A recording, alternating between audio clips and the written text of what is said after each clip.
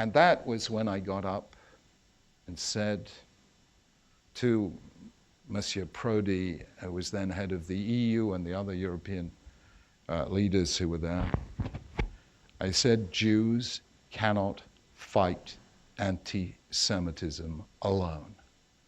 The victim cannot cure the crime. The hated cannot cure the hate. I will stand up for the right of any Christian anywhere in the world to live his or her faith without fear. But I need you Christians to stand up for my right as a Jew to live anywhere in the world without fear. I led. In 2003, it was fair to say that we led the campaign against Islamophobia in Britain, and I was always, and I'm always willing to lead that campaign. But I need you Muslims to stand up and oppose Judeophobia. And Baruch Hashem, our community really listened and shared that view. And as a result, we are perhaps the only country in the world at this point where the fight against anti-Semitism is led by non-Jews, by the Parliamentary Inquiry into Anti-Semitism, headed up by Dennis McShane, by the All-Party Parliamentary Committee Against Anti-Semitism, still headed by John Mann, by the Interdepartmental Government Committee covering 9 departments, set up by Gordon Brown, continued by David Cameron, which is monitoring anti-Semitism insofar as it touches on every single aspect of national life. And this is a wonderful thing and is something that must be continued. In February 2009, the British Foreign Office and Home Office hosted an international conference of parliamentarians against anti-Semitism that was hosted by the government, not by the Jewish community. Parliamentarians came from 40 different countries. Almost none of them were Jews. Britain is the first country. Canada, thanks to the good work of Owen Kotler, will shortly become the second.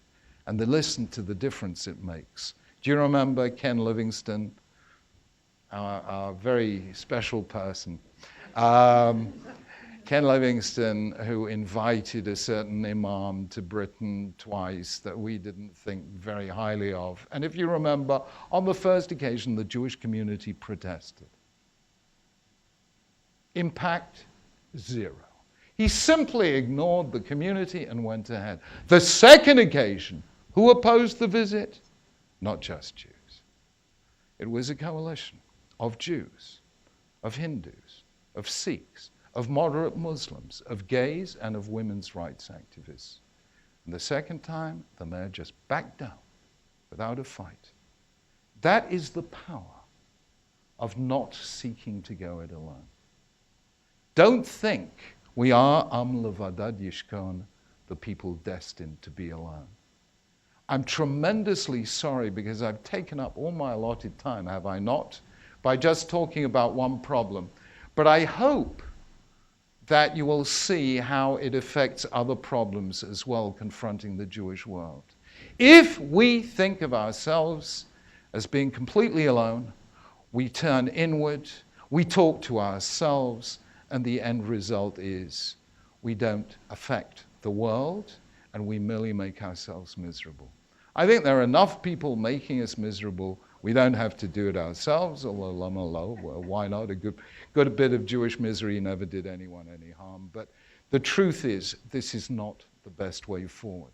It is not also the best message to give to our children and grandchildren if we want them to continue the story. Because the truth is that if we are the people who are destined to dwell alone, do we want our children or grandchildren to carry that fate? I don't think so.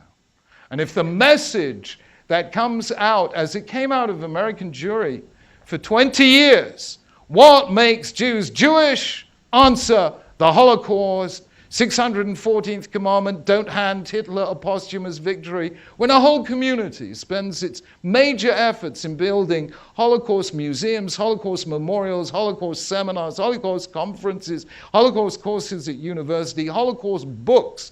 In the 1980s, 1 in every 4 books published on a Jewish theme was about the Holocaust. Believe you me, we need to remember the Holocaust. It happened to us, but it is not who we are. And that is why I hope we have decided collectively in Britain to be upfront, to broadcast, to let the broadcasters in to our lives as Jews, to talk out there. And we will discover when we do that, number one, that actually Jews respect, non-Jews respect Jews who respect Judaism.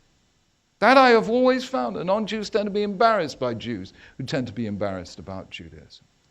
When we walk tall, we find, yes, we may have enemies, but we also have friends. Many real, good, and true friends. And we would have more if we made the effort. Therefore, my argument is, as the Jewish world, worldwide, is turning inward, that is precisely the wrong way to turn. Let us turn outward. Let us share our faith with people, especially when you can do so as sadistically as I can. Every time I do Thought for the Day, there they are, just getting up to, about to enjoy the day, and there, lo and behold, just as they're full of cheer and the joys of spring, there's the chief rabbi giving them a sermon. All I can say is, in my defense, it's quite a short sermon. So, friends, my argument is, don't define ourselves as the people who dwell alone.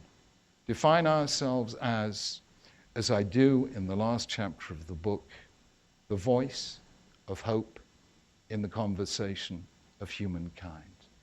Jews, by surviving against all the odds, by believing in a God who acts in history, by returning to their homeland after 2,000 years, by actually surviving as a state of Israel in a very difficult and hostile Middle East, and in doing so become, out of nothing, world leaders in medical, agricultural, and other computer information technology.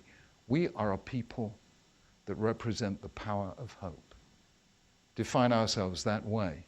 We will have many more friends, many more Jewish grandchildren, and altogether a safer and brighter future. Thank you very much indeed.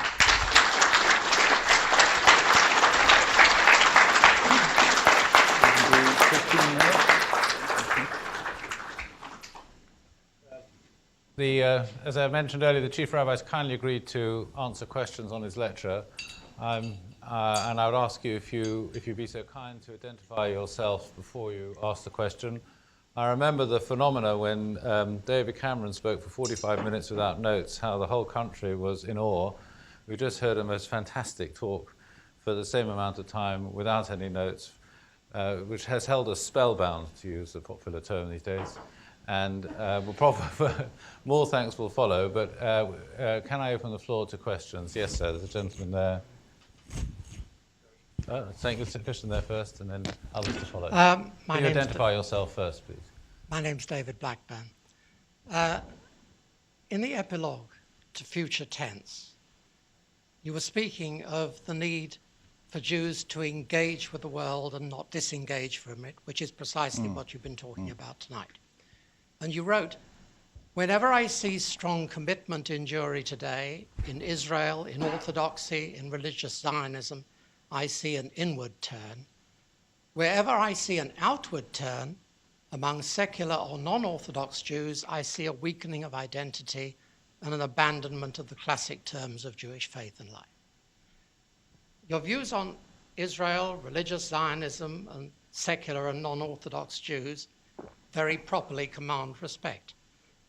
But your day job is British Orthodox Judaism. Yeah. And my question to you are really this. How are you seeking to move British Orthodox Jewry towards engaging with the world rather than disengaging?